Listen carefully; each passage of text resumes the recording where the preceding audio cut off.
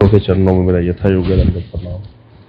श्रीमद् भगवद गीता अध्याय संख्या 6 अध्याय, श्लोक संख्या क्या चल रहा था? 10 नंबर श्लोक करते हैं, ठीक है। हरे कृष्ण। योगी युञ्जीत सततम आत्मानं रहसि स्थितः एकाकी यत चित्तात्मा निराशी अपरिग्रह। इसका अन्वय कीजिए वेणुगोपाल प्रभु। योगी पुरुष सततम सर्वदा रहसी निर्जन स्थान में एकाकी अकेले ही स्थित रहते हुए यत चित्त आत्मा चित्त और देह संयुक्त कर निराशी आशा रहित अपरिग्रह एवं विषय को अस्वीकार कर आत्मा नाम मन को युंजित ये न होता है आधा, युंजित समाधि युक्त करेंगे। योगी पुरुष निर्जन स्थान में एकाकी निवास करते हुए चित्त और देह को संयत कर आशा रहित होकर एवं विषय को अस्वीकार कर मन को सर्वदा समाधि युक्त करेंगे। इसकी टीका पढ़ते हैं। ये सारे वही बताए गए। अब योगी इत्यादि से लेकर के यहाँ पर अब बताया जाएगा कि अष्टांग योग का जो साधक होता है, योगी जिसको कहा जाता है ध्यान योग में, वो योगी का साधन क्या रहता है। जैसे जो ज्ञान योग था साधक था, उसका साधन क्या था, कोई बता सकता है? नहीं, चित्त शुद्धि तो निष्काम कर्म योग से हो जाती है। उसका साधन में बाद में क्या रहता है? ब्रह्म में लीन होना। ब्रह्म में लीन होने के लिए वो क्या करता है? अहम ब्रह्मोस्मि, अहम ब्रह्मोस्मि, इस प्रकार का नाम जप करता है। मनी मन सारा टाइम उस ज्योति का ध्यान करता है। भ्रिकुटी के मध्य वो भी स्थापित करता है नेत्रों को, और यहाँ पर स्थापित करके ध्यान को, और वही हम ब्रह्मोस्मि का जप करते हैं। आपने कई ऐसे देखे भी होंगे ज्ञानी लोग जो सोहम का जप करते हैं, तम पदार्थ को तत्पदार्थ में लीन करने वाली चेष्टा जो करते हैं। अब यहाँ पर योगी का साधन बताया जा रहा है कि योगी क्या करता है, ठीक है। तो योगी क्या करता है, अब यहाँ पर ये सारे श्लोक एक जैसे आएंगे, यहाँ से लेकर के, कहाँ से लेकर के, गीता अध्याय अभी 10 नंबर श्लोक है, ये 10 नंबर श्लोक से लेकर के 32 नंबर श्लोक तक सारा योगियों का साधन आएगा कि वो क्या करते हैं, कैसे आसन लगाते हैं, किस प्रकार सोचते हैं, किस प्रकार बरतते हैं, वो किस प्रकार से उसका जो योग का साधन है उनका अष्टांग योग का वो सिद्ध होगा। अब यहाँ पर एक प्रश्न है, देखते हैं इसका उत्तर कौन देता है। पहले चलो 1-2 श्लोक कर लेते हैं, फिर पूछेंगे ये प्रश्न। अब यहाँ पर कह रहे हैं योगारूढ़ व्यक्ति का लक्षण। योगारूढ़ मतलब जो योग में आरूढ़ हो चुका है, वो बताकर के 23 श्लोकों में इसका साधन का उपदेश दे रहे हैं कि वो साधन कैसा करेगा योगारूढ़ जो पुरुष है। तो ये बता रहे हैं योग साधक, जो योग रुक्षु कौन था, जो इच्छा कर रहा था निष्काम कर्म योग का आश्रय ग्रहण कर लिया, इच्छा कर रहा है कि मैं योगी बन जाऊं। अब यहाँ पर योगी बनने का साधक हो गया वो। अब योग साधक निष्काम भगवत अर्पित कर्म योग, एक ही बात है, चाहे कर्म योग बोल दो या निष्काम भगवत अर्पित कर्म बोल दो, एक ही बात है। तो यहाँ तीनों शब्द एक साथ आ गए, निष्काम भगवत अर्पित कर्म योग, निष्काम कर्म योग और भगवत अर्पित निष्काम कर्म, एक ही टर्म होती है। तो यहाँ तीनों एक साथ लिख दिए। का अवलंबन कर भोग विषयों में मन का प्रत्याहार कर उसे भगवान की चिंता में समाधिस्थ करेंगे। मतलब पहले अपने हृदय को निष्काम करेंगे, निष्काम कर्म योग का आश्रय ग्रहण करेंगे, फल भगवान को अर्पित करेंगे। उसके बाद क्या करेगा? मन का प्रत्याहार, मन को कंट्रोल करना, उसको करके भगवान की चिंता में समाधिस्थ करेंगे। मतलब वो किसका ध्यान करते हैं योगी? जो ज्ञानी है वो ध्यान करते हैं ब्रह्म ज्योति का। योगी ज्योति का ध्यान नहीं करते। कोई बता सकता है योगी किसका ध्यान करते हैं? अंगुष्ठ के आकार के परमात्मा का, जो कि हृदय में रहते हैं, चतुर्भुज नारायण अंगुष्ठ के आकार का, तो योगी स्वरूप मानते हैं, ठीक है। तो योगी अंगुष्ठ के आकार के परमात्मा का ध्यान करते हैं, तो वहां पर वो उसको समाधिस्थ करते हैं, उसका ध्यान करते हैं। परमात्मा से अवश्य मुक्ति प्राप्त करना चाहते हैं, वे निर्जन स्थान में क्या करेंगे? अकेले में बैठ करके चित्त को संयत करेंगे। योग के प्रतिकूल व्यापार का वर्जन, अर्थात वर्जन होता है त्याग करना। जो योग के प्रतिकूल चीजें हैं उसका त्याग करेंगे हर चीज में। मतलब योग के प्रतिकूल क्या क्या है? खाने संबंधी कोई चीज योग के प्रतिकूल है, देखने संबंधी है, सुनने संबंधी है, जो भी इंद्रियों से हम भोग करते हैं, जो योग के प्रतिकूल हो जाता है उसको त्याग कर देते हैं, वो उस व्यापार का वर्जन कर देते हैं। दृढ़ वैराग्य पूर्वक वैराग्य धारण करते हैं और निष्प्रय होकर के साधन करेंगे। यहाँ पर ये हो गया श्लोक। अगला श्लोक शुचोदेश। इसमें ना कुछ ऐसे श्लोक भी आएंगे आगे जिसको हम एकदम से छोड़ देंगे, मतलब सीधा उसका अन्वय पढ़ लेंगे, अर्थ पढ़ लेंगे, अन्वय नहीं करेंगे, श्लोक भी नहीं पढ़ेंगे। बहुत बड़े बड़े श्लोक है, साधन ही बताया गया योगियों का, 32 श्लोकों तक यही सब चलेगा। अगर कहो तो ये सब छोड़ देते हैं, क्योंकि हमारा ये टॉपिक है ही नहीं देखा जाए, हम इसको वैसे समझ लेते हैं, अच्छे से पढ़ लेते हैं। ऐसे कर ले, अनुवाद कर ले सीधा, ठीक है ना, तो जल्दी हमारा हो जाएगा, कुछ इसमें ज्यादा है नहीं। तो इसका अर्थ पढ़ते हैं सीधा कि क्या करेगा योगी का साधन। कहते हैं पवित्र स्थान में न अति उच्च और न अति निम्न, कुश आसन के ऊपर मृगासन और उसके ऊपर वस्त्रासन, पहले कुश का आसन, फिर उसके ऊपर मृग का आसन, फिर उसके ऊपर वस्त्र का आसन बिछा करके। ये योगियों के लिए है, भक्तों के लिए नहीं है, कहीं हम लोग मृगासन लेके आने लग जाए। महाप्रभु जी ने इसको साफ मना किया था, हमें तो आसन सिंपल रखना चाहिए, जो आसन होता है। कुश का आसन ले सकते हैं, तो इसीलिए कुश का आसन, ऊपर मृगासन, ये बताया गया योगियों के लिए। और उसके ऊपर वस्त्र बिछा करके, ना अति ऊंचा ना अति नीचा, बहुत ऊंचा भी नहीं होना चाहिए, बहुत नीचे भी नहीं होना चाहिए, ऐसे आसन बिठा करके उस पर बैठे, निश्चल आसन को भूमि पर स्थापित करके आसन के ऊपर बैठ जाए और मन को एकाग्र करके चित्त, इंद्रिय और उनके कार्यों को संयत करते हुए, मतलब चित्त का कार्य क्या है, चित्त में संस्कार रहते हैं, वो मन का कार्य क्या है, संकल्प विकल्प करना, ये करना है वो करना है, तो उन सारे कार्यों को संयत करना है, उसको ज्यादा ध्यान नहीं देना। अंतःकरण की शुद्धि के लिए योगाभ्यास करेंगे, योग का अभ्यास करेंगे। अब यहाँ पर एक प्रश्न है मेरा, देखते हैं इसका उत्तर कौन देता है। यहाँ आ गया अंतःकरण की शुद्धि के लिए योग का अभ्यास करेंगे। अंतःकरण की शुद्धि तो निष्काम कर्म योग से ही हो जाती है, फिर ये योगी कौन सा अंतःकरण शुद्ध कर रहा है, इसका उत्तर देखते हैं कौन देता है। हैंड रेज कीजिएगा।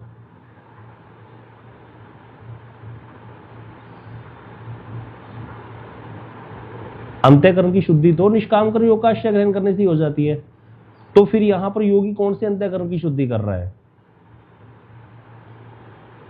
यहाँ योगियों का साधन बताया जा रहा है 32 श्लोकों तक, आगे 10 से लेकर के वही सारी चीजें बार बार कहेंगे कि मन को निग्रह करेगा। मन तो उसका निग्रह हो चुका निष्काम कर्म योग का आश्रय ग्रहण करने से।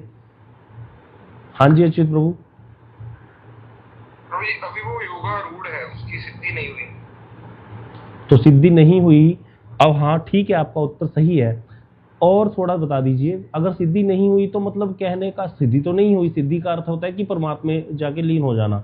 सिद्धि नहीं हुई तो मतलब अंतःकरण की, आपकी बात से भी पता चल रहा है, इसका मतलब अंतःकरण की भी शुद्धि नहीं हुई। तो यहाँ पर अब ये बताइए कि वो निष्काम कर्म योग का पालन कर रहा है या नहीं कर रहा, मतलब ये इसका उत्तर दे दीजिए। कर रहा है, क्योंकि योगारूढ़ नहीं हुआ अभी ना, वो योगारूढ़ नहीं हुआ। अच्छा, तो निष्काम कर्म योग, इसका मतलब जैसे हम लैडर के हिसाब से चले तो इसका अर्थ ये हुआ कि निष्काम कर्म योग पहले पूरा कंप्लीट होके फिर व्यक्ति ध्यान योग में जाएगा, ये बात तो निकल के आई नहीं। समझ आई बात आपकी बात से, आपकी बात से तो ये निकल। इसका अर्थ क्या हुआ कि ये स्टेप जो है, स्टेप को ऐसे नहीं समझना जैसे हमने सीढ़ियां चढ़ रहे हैं, हमने पहली सीढ़ी, दूसरी सीढ़ी, तीसरी सीढ़ी, अगर हमने तीसरी सीढ़ी छोड़ दी तभी हम चौथी सीढ़ी पे जाएंगे। सीधी सी बात है, अगर कोई ऊपर चढ़ रहा है तभी तो व्यक्ति चतुर्थ सीढ़ी पे जाएगा। लेकिन यहाँ पर इसका मतलब ये नहीं हुआ, इसका मतलब यहाँ पर क्या है, ओवरलैप्ड है। ओवरलैप्ड का अर्थ समझते हो कि वो उसमें है, वो उसमें है, मतलब अभी तक निष्काम कर्म योग पूरा सिद्ध हुआ नहीं, अंतःकरण की शुद्धि नहीं हुई, और साथ साथ योग का अभ्यास भी करना शुरू कर दिया।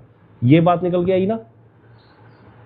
हाँ, तो यही है, बिल्कुल सही बताया आपने, इसको समझ लेना आप लोग। कहीं ये वाली माइंड में बात बिठा करके मत बैठ जाना कि पहले चित्त शुद्ध हो जाएगा, फिर वो ज्ञान का साधन करेगा और फिर वो योग। ये सारा पैरेलल चलता है। जैसे भक्ति मार्ग में भी जो डायरेक्ट भक्ति योग कर रहे हैं हम, उसमें क्या है, श्रद्धा, साधु संग, भजन क्रिया, अनर्थ निवृत्ति और फिर निष्ठा आएगी। तो क्या हम लोगों की निष्ठा नहीं है? हम तो भी देखा जाए वैसे तो हम ये भी बोल देते कि हमारी श्रद्धा भी नहीं है। श्रद्धा के बाद साधु संग होगा, फिर भजन क्रिया शुरू होती है जब व्यक्ति दीक्षा ले लेता है, फिर अनर्थों की निवृत्ति शुरू हो जाती है। जब पूरे अनर्थ निवृत्त होंगे तब निष्ठा आएगी देखा जाए तो। लेकिन हमारी क्या निष्ठा नहीं है? निष्ठा भी है हमारी। और अनर्थ निवृत्ति क्या हमारी कुछ हो गई या कुछ रह गई? ऐसे ही है, कुछ अनर्थ हमारे निवृत्त हो चुके हैं, कुछ हमारे अभी रहते हैं। अनर्थों का नाश पूर्ण रूप से नहीं हुआ और निष्ठा भी आ गई है, कुछ कुछ रुचि भी है। तो ये सारी चीजें ऐसी ओवरलैप्ड होती हैं। श्रद्धा ही परिपक्व होती रहती है साधु संग में, जैसे जैसे भजन बढ़ता है।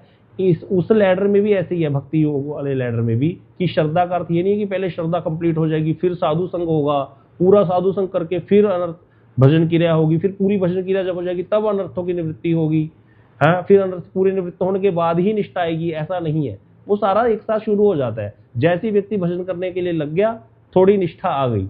अब निष्ठा आज कितने लोगों ने आज सुबह माला में ज्वाइन किया है ना, कितने लोगों ने आज सुबह सुबह बैठ करके हरिनाम में ज्वाइन किया। उनकी निष्ठा का अर्थ क्या होता है? मेरी इस काम में निष्ठा है, तो वो निष्ठा है कि नहीं, उसी निष्ठा के कारण ज्वाइन किया। लेकिन वो निष्ठा के जो लक्षण बताए गए हैं उस प्रकार से पूरे भी नहीं उतरते हम। तो इस तरह से ये ओवरलैप्ड होता है सारा कुछ। श्रद्धा जैसे जैसे परिपक्व होती जाती है फिर वो साधन हमारा परिपक्व होता जाता है, और भाव अवस्था तक जाकर के अनर्थ की निवृत्ति होती है, आत्यंतिक की निवृत्ति। मतलब वहां बताया गया है, विश्वनाथ चक्रवर्ती पाद जी ने माधुर्य कदम्बरी में इसको अच्छे से एक्सप्लेन किया कि अनर्थों की निवृत्ति का क्रम जो है वो चलता रहता है। निष्ठा भी आ जाती है, साथ में रुचि भी आ जाती है, आसक्ति भी आ जाती है, आसक्ति की लेवल पर भी कुछ अनर्थ बाकी रहते हैं। तो ये नहीं है। इसी प्रकार यहाँ पर है, इसी प्रकार यहाँ पर है कि ये नहीं हुआ कि निष्काम कर्मयोग पूरा कंप्लीट करेगा पहले है, फिर उसके बाद चित्त शुद्ध होगा, फिर जाकर के ध्यान योग करेगा, यम नियम ये साथ ही चलेगा। साथ साथ निष्काम कर्म योग का भी आश्रय ग्रहण कर रहे हैं। मतलब कहने का, जबकि बोल दिया था वहां पर पहले कि ये तो पूर्ववर्ती और बाद की दशा है, परवर्ती दशा है, बाद में बोला था यहाँ पिछले जगह जब अर्जुन ने कहा था कि आप मुझे उलझा क्यों रहे हो, कभी आप कर्म योग की बात करते हो, कभी आप कर्म संन्यास की बात करते हो, है ना। तो भगवान ने क्या बोला था कि ये दोनों एक ही है, फर्क कुछ नहीं है। मतलब कहने का अर्थ है कि जो कर्म योग का आश्रय ग्रहण करता है उसका फल क्या है कि अपने आप कर्म संन्यास में पहुंच जाएगा। वो समझ आ रही है सबको बात ये कि जो कर्मयोग का आश्रय ग्रहण करेगा निष्काम कर्म योग का, उसका फल होगा चित्त की शुद्धि हो जाएगी, तब उसको कोई भी कर्म करने की आवश्यकता नहीं पड़ेगी, वो कर्म संन्यास कहलाता है। अगर सीधा कोई व्यक्ति कर्म संन्यास कर ले, कर्म करना बंद कर दे, तो वो दोषी कहलाएगा, क्योंकि हृदय में तो कामनाएं भरी पड़ी हैं और कर्म करना उसने बंद कर दिया और योगी या ज्ञानी बनकर के घूमेगा, ठीक है। तो वहां पर योगी और ज्ञानी बनकर घूमने पर भी उसके हृदय में तो भोग वासनाएं चल रही है ना, इसीलिए वो सन्यासी नहीं है, वो योगी नहीं है, वो ज्ञानी नहीं है। ये बात भगवान ने कही है। तो इसको क्लियर कर लो, इतना ही सार है। जिसने ये समझ लिया उसको समझ में आ जाएगा बस। एक तो निष्काम कर्म योग किसको कहते हैं ये समझ लो, ज्ञान योग और ध्यान योग क्या है ये समझ लो, और उसके बाद ये वाली चीज कि भाई कर्म संन्यास और कर्म योग क्या है, साथ साथ ही चलेंगे, साथ साथ ही चलेंगे। ऐसा नहीं कि पहले कर्म योग खत्म हो जाएगा फिर कर्म संन्यास में जाएगा या ज्ञान योग या ध्यान योग में जाएगा। ये अगर समझ में आ गया तभी आगे के सारे श्लोक समझ आ जाएंगे एकदम से एक साथ ही। तो यहाँ पर इसीलिए कह रहे हैं भाई व्यक्ति क्या कर रहा है, निष्काम कर्म योग का आश्रय ग्रहण किए हुए है। पिछले श्लोक में आ गया इससे, निष्काम कर्म योग का आश्रय उसने ले रखा है, लेकिन पूरा निष्काम कर्म योगी भी अभी तक नहीं हुआ, मतलब चल रहा है। और साथ साथ उसने, क्योंकि वो ध्यान योग की तरफ उसका अट्रैक्शन है, उसकी पुरानी सुकृतियां योगियों वाली हैं, तो वो कैसे आसन लगाएगा, किस प्रकार में बैठेगा, मन को एकाग्र करके चित्त और इंद्रियों को संभाल करके अंतःकरण की शुद्धि के लिए योग का अभ्यास करेगा। मतलब यहाँ से भी अंतःकरण की शुद्धि स्टार्ट कर दी उसने, और निष्काम कर्म योग के द्वारा भी वही प्राप्त होगी। तो निष्काम कर्म योग अगर आप कहोगे कि भी फिर अगर इससे ही हो जाएगी तो फिर निष्काम कर्म योग का आश्रय क्यों ग्रहण करें। निष्काम होना बड़ा जरूरी है इसीलिए, क्योंकि जब तक निष्कामता नहीं आएगी तब तक होगा नहीं। और फिर कर्म क्यों करे आप कहोगे, फिर प्रश्न है कि चलो निष्काम हो जाए, बहुत अच्छी बात है, निष्काम होकर के ये सारे कार्य कर ले ध्यान योग के, कर्म करे ना। कर्म होते हैं यज्ञ दान तप इत्यादि क्रियाएं, यज्ञ दान तप क्यों करेगा, इसका उत्तर कौन देगा। लोकाचरण के लिए नहीं, लोकाचरण के लिए गलत बात कह रहे हो। अभी योग लोकाचरण के लिए नहीं करेगा, अभी उसकी आसक्ति कर्म में है इसीलिए करेगा। लोकाचरण के लिए तो बाद में होगा ना, जब अंतःकरण शुद्ध हो जाएगा तब तो जरूरत ही नहीं है, तब करेगा। तो लोकाचरण के लिए पहले जब कर रहा है क्योंकि उसकी आसक्ति इसी में होती है। बताया गया था ना, जड़ द्रव्य में यज्ञ में हम जड़ शरीर में आसक्त हैं, इसलिए जड़ कार्यों में हमारी रुचि रहती है, इसीलिए यज्ञ दान और तप इत्यादि क्रियाएं करनी चाहिए। ये चित्त की शुद्धि को ही लक्ष्य करती है, इसीलिए वहां पर ये उपदेश दिया जा रहा है। इसको समझ लो अच्छे से, इसको याद करने की जरूरत नहीं है, समझना जरूरी है। तो इसीलिए ये उपदेश दिया गया निष्काम कर्म योग का कि निष्काम हो जाए, कर्म फिर भी करे। कौन सा कर्म करे, वैदिक कर्म करे। अगर वैदिक कर्म नहीं करेगा तो फिर कौन से कर्म हो जाएंगे, अकर्म हो जाएगा या विकर्म हो जाएगा। इसीलिए वैदिक कर्म करने की आज्ञा दे दी गई है। निष्काम कर्म योग में कौन सा कर्म अर्पित होता है, वैदिक कर्म। ये सारी चीजें आपको क्लियर होनी चाहिए। और भक्ति योग में लौकिक और वैदिक सारे कर्म अर्पित हो जाते हैं। लौकिक कर्म जैसे स्नान करना, मल त्याग करना, मूत्र त्याग करना, ये सब भी तो कर्म ही है। निष्काम कर्म योग में स्नान करना, नित्य कर्म अर्पित नहीं होते, ओनली वैदिक कर्म अर्पित होते हैं। ये भी नोट कर लो पॉइंट। नित्य कर्म मतलब जैसे मल त्याग करना इत्यादि ये वाले। लेकिन भक्ति योग में जो है, भक्ति योग में मल त्याग करना भी भक्ति हो जाएगा। क्यों हो जाएगा भक्ति, बताओ। भक्ति योग में मल त्याग करना, मूत्र त्याग करना ये कर्म है, ये भी भक्ति हो जाएगा। स्नान करना भी भक्ति हो जाएगा। हाँ जी अच्युत प्रभु। अगर वो मल त्याग नहीं करेगा, उसका पेट साफ नहीं होगा तो भक्ति नहीं कर पाएगा। हाँ, तो वो ठाकुर जी का अर्चन कर रहा है और वहां पे अपान वायु का त्याग कर रहा है, तो अपराध हो जाएगा उससे। इसीलिए वो अपना पेट साफ करता है साधक किसी भी तरीके से, क्योंकि पूजा में बाधा हो जाएगी। हाँ जी विशाल प्रभु, आप भी कुछ कहना चाहते थे। कहना चाहता था, शरीर साफ होना चाहिए। हाँ, शरीर फिट नहीं रहेगा तो फिर कुछ भक्ति भी नहीं कर पाएगा। हाँ, तो इसीलिए, लेकिन जो निष्काम कर्म योगी है, निष्काम कर्म योगी का स्नान करना, मल त्याग करना अर्पित नहीं होता, वहां पर सिर्फ वैदिक कर्म अर्पित होते हैं। तो इसीलिए हमने जो शुरू में समझा वो दोबारा वही सारी रेपिटेशन है। भैया आपको कर्म का तत्व अच्छे से क्लियर होना चाहिए, योग, निष्काम कर्म योग किसको कहते हैं ये क्लियर होना चाहिए, और भक्ति लोग जो है भक्ति करते हैं वो निष्काम कर्म योग का आश्रय ग्रहण नहीं करते, ये हमको क्लियर होना चाहिए। क्यों नहीं करते? क्योंकि भक्ति ही सारे कार्य करती है, कि भक्ति स्वतंत्र है, वो अपने आप सब काम करती है। तो भक्ति में क्या है, आश्रय ग्रहण करता है जी पहले, फिर कार्य करता है। और निष्काम कर्म योग में पहले कर्म कर रहा है फिर अर्पित कर रहा है। ये डिफरेंस है भक्ति और निष्काम कर्म योग। ये सारी चीजें दोबारा रिपीट कर दी हैं। अब यहाँ पर इसको आगे हम पढ़ते हैं अगले श्लोक को। इसके ये सारे श्लोक एक जैसे आगे, ये श्लोक भी सीधा इसका पढ़ते हैं। क्या है अर्थ, क्या क्या करेगा योगी, क्या साधन है? ब्रह्मचर्य व्रत में स्थित हो जाएगा, निर्भय प्रशांत आत्मा, शरीर गर्दन और मन को, मस्तक को लंबवत करते इस प्रकार से बैठते हैं योगी। देखा होगा आपने, ऐसे पूरा मन आत्मा को, मत प्रशांत आत्मा है उनकी, आत्मा बिल्कुल शांत कर लेते हैं। शरीर गर्दन और मस्तक को मतलब एक बात लंबवत सीधा रखते हुए। भक्तों का तो ऐसा होता नहीं, भक्त तो माला करते करते थोड़ा लेट भी जाते हैं, कभी पैर फैला लेते हैं, क्योंकि वहां पर भक्ति का साधन सीधा चलता रहेगा। लेकिन योगी का ऐसे नहीं होगा, योगी को ऐसे ही बैठना पड़ेगा, हर प्रकार से उसको अपने आप को संयमित करना है। अन्य दिशाओं में दृष्टिपात ना करते हुए, दृष्टि को अपनी नाक के अग्रभाग में केंद्रित करते हुए। तो क्या भक्त लोग नहीं करेंगे? ये भक्त भी करते हैं। जैसे हम लोगों को मना था, सुबह हम लोग ऊपर चले जाते थे मठ में, जब हरि नाम चैंटिंग क्लास होती थी तो प्रभु जी साफ मना करते थे ऊपर नहीं जाना। तो हम कहते थे प्रभु जी ऊपर, जैसे भी गर्मी चल रही है ना तो थोड़ा नीचे गर्मी होती थी, तो ऊपर अच्छी हवा आती थी, यमुना जी दिखती है ऊपर से मठ से, बड़ा अच्छा लगता है व्यू। तो प्रभु जी कहते थे तुम लोग यमुना जी नहीं देखोगे, थोड़ी देर बाद बंदरों की जिम्नास्टिक देखने लग जाओगे। बंदरों की जिम्नास्टिक बहुत होती है वृंदावन में, तो थोड़ी देर बाद बंदरों में ध्यान चला जाएगा, माला क्या करोगे? इसीलिए नाम को देखो, नाम को सुनो और नाम को करो। तो भक्तों का यही साधन रहता है।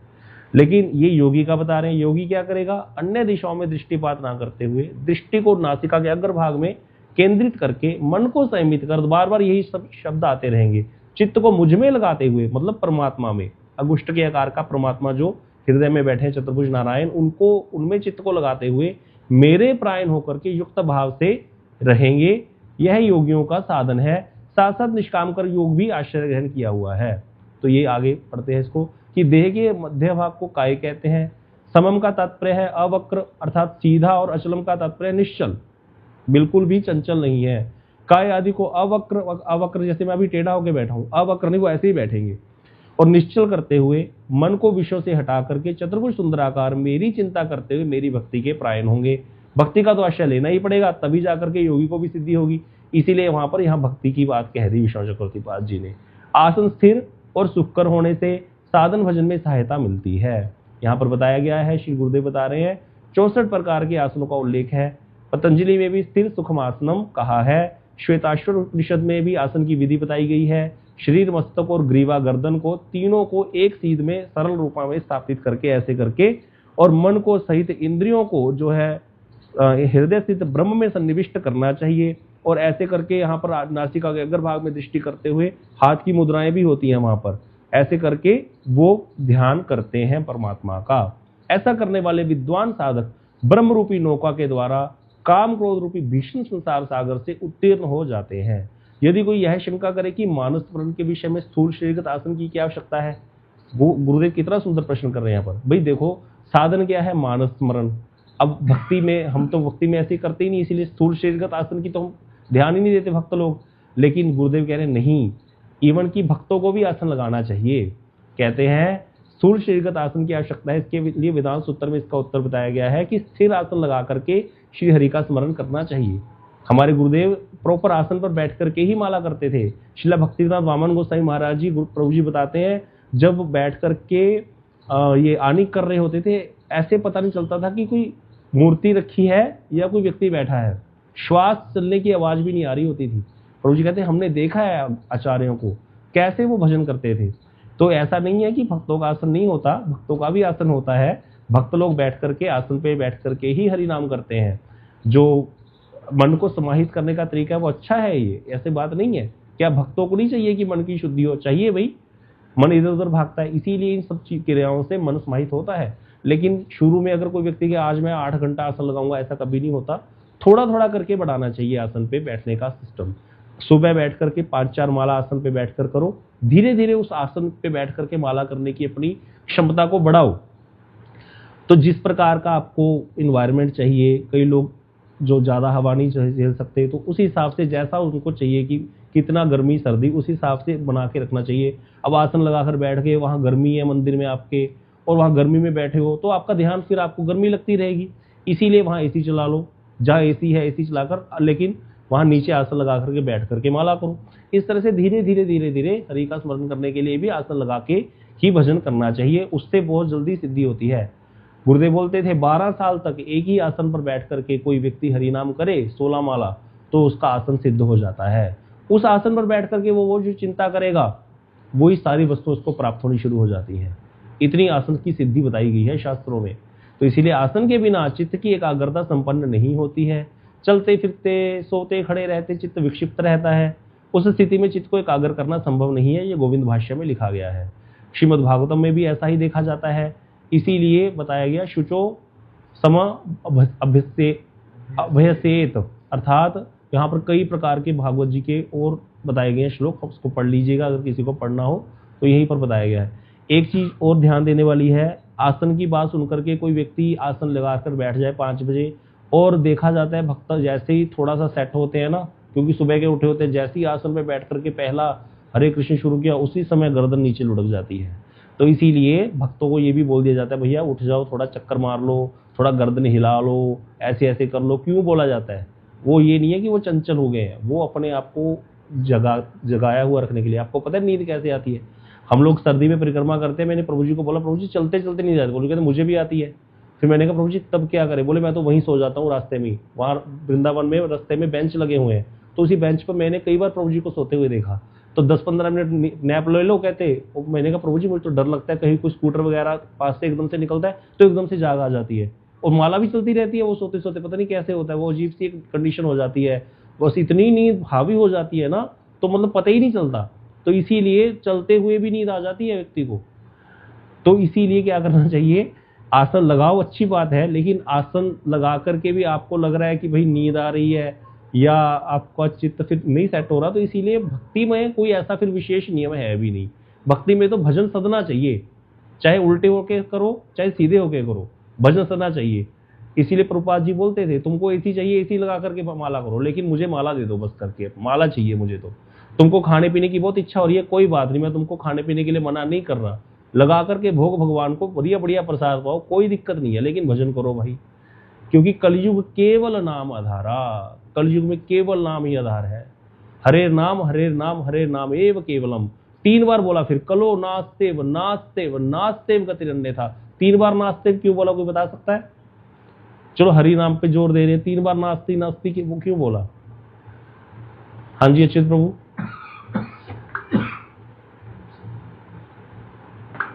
हाँ जी प्रभु जी, संजय प्रभु आप बताइए। क्योंकि प्रभु जी हरि नाम के बिना कुछ नहीं है, नहीं है, नहीं, ये तो ठीक है, 3 बार बोलने से। हाँ जी पक्का हो जाता है, ठीक है। एक और उत्तर है इसका, एक और हाँ वो जोर पड़ता है, ठीक है।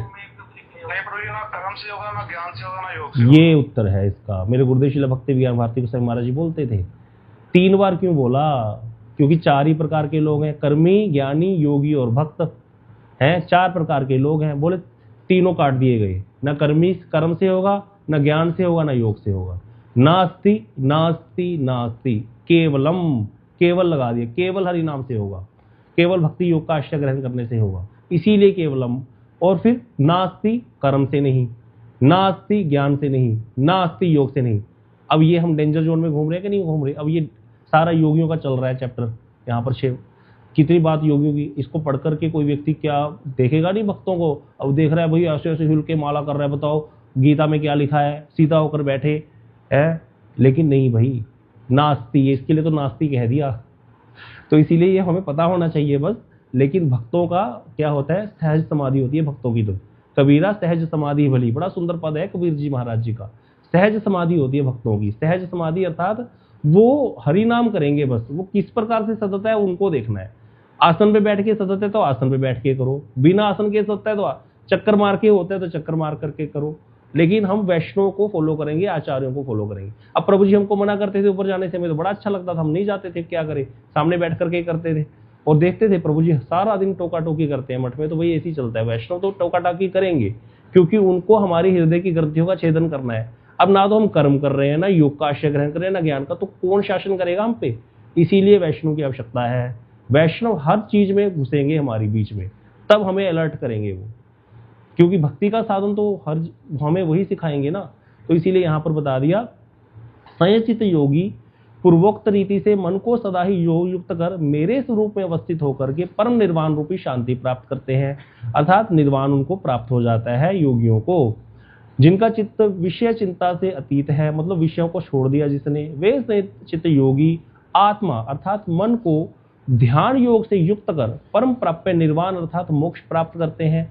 मुझ में ही अर्थात मेरे निर्विशेष ब्रह्म स्वरूप में भली भांति स्थित होने के कारण उन्हें शांति अर्थात संसार से विरक्ति प्राप्त हो जाती है। यहाँ पर यही बताया जा रहा है। यहाँ श्री भगवान योगाभ्यास का फल बता रहे हैं, इस श्लोक में फल बताया जा रहा है। बेसिकली जो पहले सारा कुछ किया, आसन लगाया, नासिका को अग्रभाग में दृष्टि से इंद्रियों को कहीं जाने नहीं दिया, उसका फल क्या है कि उसको कह रहे हैं मेरे ब्रह्म स्वरूप में भली भांति स्थित हो जाता है, वो उसको शांति प्राप्त हो जाती है, ऐसी संसार से उसको विरक्ति आ जाती है। तो यहाँ पर कह रहे हैं अर्थात भगवान को जान करके संसार रूपी मृत्यु से तर जाते हैं योगी लोग, निर्विशेष ब्रह्म को प्राप्त कर लेते हैं। अगला श्लोक, हे अर्जुन, ना तो ये श्लोक इंपॉर्टेंट है, इसको कर लेना अगर याद करना हो किसी को, कि ये श्लोक यहाँ पर वैसे तो जरूरत नहीं है, इसको भी रहने दो।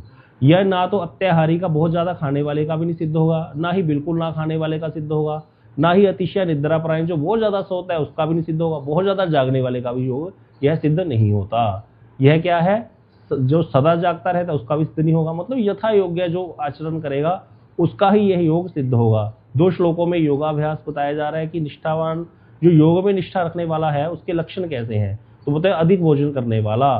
तो यहाँ बताया गया है कि कैसा भोजन करना चाहिए, आधे पूरा शरीर का जितना हिस्सा हमारा पेट का आधा हिस्सा तो अन्न के द्वारा भरना चाहिए, तीसरे भाग को जल के द्वारा, और चौथा भाग वायु के संचरण के लिए खाली रखेंगे ताकि वायु का जो है संचार चलता रहे। नियम तो यही है। लेकिन चैतन्य महाप्रभु जी के जो भक्त हैं वो गले तक भर लेते हैं खा के। बाबा महाराज बोलते थे ऊपर तक भर लिया और फिर ऊपर से भी फुवारा चलता रहता है, नीचे से भी फुवारा चलता रहता है। बहुत हंसाते थे बाबा महाराज हमें। लेकिन महाप्रभु जी क्या करें, महाप्रभु जी हमारी संप्रदाय में कुछ चीजें अटपटी सी हैं। अब चैतन्य महाप्रभु जी बहुत प्रसाद पाते थे भाई, क्या बताऊं आपको। महाप्रभु जी प्रसाद पाते थे तो एक बहुत बड़ा मायावादी था प्रकाशानंद, उसने महाप्रभु जी को कटाक्ष कर दिया था। कहता चैतन्य तुम इतने बड़ा साधन कर रहे हो, इतनी छोटी उम्र में तुमने संन्यास ले लिया, कितनी बड़ी बात है। संन्यास कोई ऐसा आसान बात है, तुमने ले लिया, लेकिन तुम खाते क्यों हो इतना? इतना तो खाना नहीं चाहिए, कहीं शास्त्रों में बताया नहीं गया।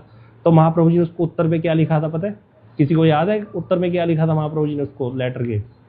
तो बता सकता है?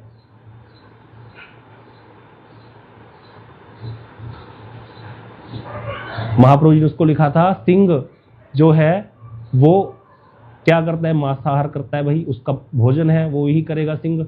लेकिन अपनी जो सिंगनी है उसके साथ साल में एक ही बार वो संग करता है अपनी सिंगनी का, सिंह जो है। तो यहाँ पर महाप्रभु जी बोल रहे हैं कि भाई खाने पे इतनी बड़ी बात नहीं है। और महाप्रभु जी के भक्त, महाप्रभु जी हमारे मठ में ये बोला जाता था कंठ तक प्रसाद पाओ, कंठ तक, और फिर नृत्य भी ऐसे करो। इसीलिए प्रभु जी बोलते थे कि मैं हमारे सुबह क्या होता था ना, हम सुबह ही बहुत ज्यादा खा लेते थे मठ में, क्योंकि रात को हम खाते नहीं ज्यादा, सब जो भक्तों का एक जैसे नियम रहता है। तो सुबह सुबह खिचड़ी आ रही है, फिर उसके बाद आलू भाजा बन गया, वही खाए जा रहे हैं। प्रभु जी कई बार मना कर देते थे, बोले बंद करो इसको, देव मत। और तो फिर मैंने प्रभु जी को, प्रभु जी आप तो कहते हो कि कंठ तक प्रसाद पाओ और फिर आप प्रसाद खींच लेते हो हमारे से, और फिर कहते हो कि दोपहर को नहीं आओगे। नहीं आएंगे तो नहीं आएंगे दोपहर को प्रसाद पाने, फिर क्या फर्क पड़ता है। प्रभु जी बोले देखो, अगर तो तुम सारा दिन नृत्य करोगे, कीर्तन करोगे अच्छे से, तब तो जितना मर्जी प्रसाद पाते रहो, कोई दिक्कत नहीं है। नहीं तो फिर यही वाला नियम रहेगा कि 3 हिस्से, 1-2 हिस्से भरो पेट अन्न से, और तीसरा हिस्सा जल से भरो, और 1 हिस्सा खाली रखोगे। नहीं तो कहते फिर माला कब करोगे। अब भाई देखो, कहते ये जो चीज बोली गई है कि कंठ तक प्रसाद पाओ, तो उसके लिए बोला गया कंठ तक प्रसाद पाओ और फिर नृत्य करो, भगवान के आगे नाचो। अब वो नृत्य कौन करेगा भगवान के आगे? भाई जा तो सारे भक्त इकट्ठे हुए हो, सारा दिन चलता रहे, वो तो अलग बात है। नहीं तो जिसको प्रहलाद जी की तरह, मीरा जी की तरह प्रेम हो गया भगवान से, वही करेगा नृत्य। हमारा तो नृत्य करने का ऐसे मन नहीं करता। तो इसीलिए क्या करना है, यही वाला नियम रखना है वैसे तो। और अगर वैष्णव के संग में है फिर तो आपने देखा ही है मठ में कैसे प्रसाद पाते हैं, जब हमारे उत्सव होते हैं और फिर बाद में नृत्य भी होता है, कंठ तक प्रसाद पाते हैं भक्त लोग और नृत्य भी करते हैं जोर से। तो इस तरह भक्तों का अलग रहता है। भक्तों में 2 और 2 5 भी हैं, और 2 और 2 3 भी हो जाते हैं, और 2 और 2 4 भी हो जाते हैं। भक्ति मार्ग ऐसा ही है, क्योंकि यहाँ पर सारे कार्य भक्ति करेगी, हमें कुछ नहीं करना, हमें तो सरेंडर हो जाना है बस। लेकिन योगी के लिए ऐसा नहीं है। योगी को सिद्धि प्राप्त करने के लिए क्या करना पड़ेगा, ना तो भूखा रहेगा बोरे। योग साधन में सिद्धि प्राप्त करने के लिए योगी को भूखा रहने पर क्या होगा, क्लांत रहने पर उद्विग्न चित्त हो जाएगा। वो भूख लगेगी तो भाई ध्यान जाएगा कि नहीं, भूख में उद्विग्न हो जाएगा चित्त, तो योगाभ्यास नहीं हो पाएगा। तो इसलिए उसको योगाभ्यास इस प्रकार का करना भी नहीं चाहिए कि भूखा रह गया। और अत्यंत शील, अत्यंत उष्ण, बहुत ठंडा या बहुत ज्यादा गर्म, शीघ्रता के समय योग का अनुष्ठान, और शीघ्रता के समय योग का अनुष्ठान नहीं करना चाहिए। मतलब बहुत ज्यादा मन चंचल हुआ हो तो नहीं करना चाहिए, अन्यथा योग की सिद्धि नहीं होती। हरिनाम करते समय, यहाँ गुरुदेव हरिनाम की बता रहे हैं, हरिनाम करते समय क्या करना चाहिए, भक्ति के अंगों का अनुशीलन करते समय। देखो गुरुदेव यहाँ पर कितनी कृपा कर रहे हैं, ये सारी चीजें तो योगियों की चल रही हैं, लेकिन बीच में भक्त लोग हम पढ़ेंगे इसको, तो गुरुदेव इसलिए भक्तों को लिए बता रहे हैं कि भक्त क्या करेंगे, भक्ति के अंगों का अनुशीलन कर रहे हैं। जब भी हरिनाम करेंगे या कोई भी भक्ति का अंग पालन करेंगे, विशेषतः भगवान की लीला कथाओं के स्मरण में काल में उपरोक्त नियमों का सावधानी से पालन करना चाहिए।